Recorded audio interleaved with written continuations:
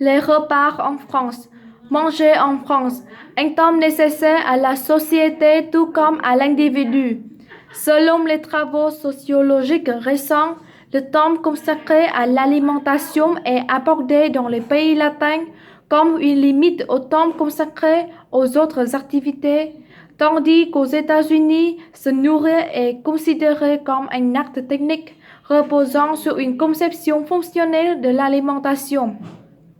La prise alimentaire n'est pas valorisée en tant que telle, elle peut donc se faire parallèlement à d'autres activités ou être brève et fréquente.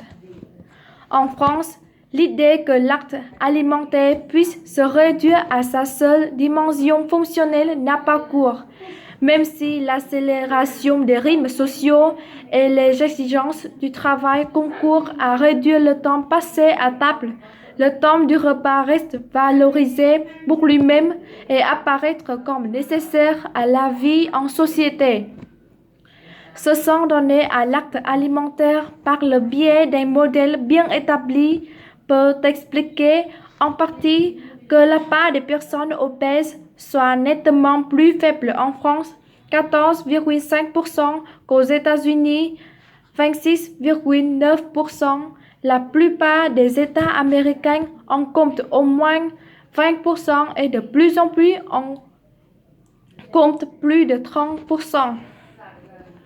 Bien d'autres facteurs entrent en compte dans l'obésité, la génétique, l'activité physique, les modes de chauffage, les facteurs psychologiques.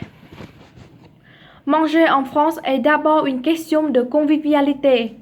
La convivialité est le principal son que les Français donnent au repas.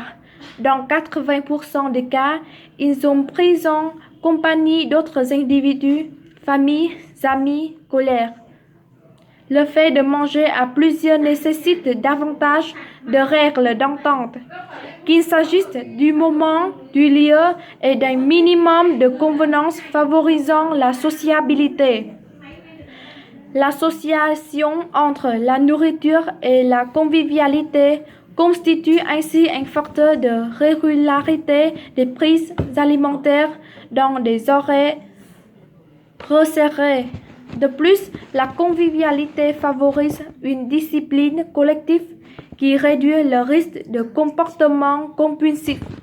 En définitive, le modèle alimentaire français apparaîtrait comme l'un des principaux garants d'un équilibre qui préserverait de l'obésité. Les repas des Français peuvent aisément devenir festifs. La convivialité s'exprime au travers de repas longs et à plusieurs. Les repas de plus d'une heure pris avec un ou plusieurs convives représentent 15% des repas des Français et peuvent être considérés comme des repas festifs.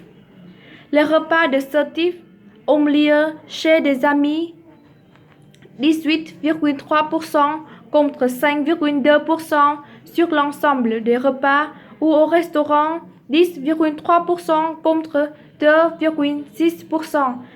Dans 62% des cas, on ne fait rien d'autre en même temps, contre 49% en moyenne. Et c'est la conversation à table qui prime. Enfin, ce type de repas est privilégié par les plus de 30 ans, les cadres et les professions intermédiaires, moins par les plus jeunes et les plus modestes. Les repas festifs sont plus longs et davantage structurés avec au moins 3 composantes et des préférences pour certains mets, plus d'entrées et plus de desserts, ou pour certains produits comme la viande et le poisson. Ces repas comportent plus de plats et des plats plus élaborés que l'on prépare avec plus d'attention, destinés à un plus grand nombre de personnes qu'à l'habitude.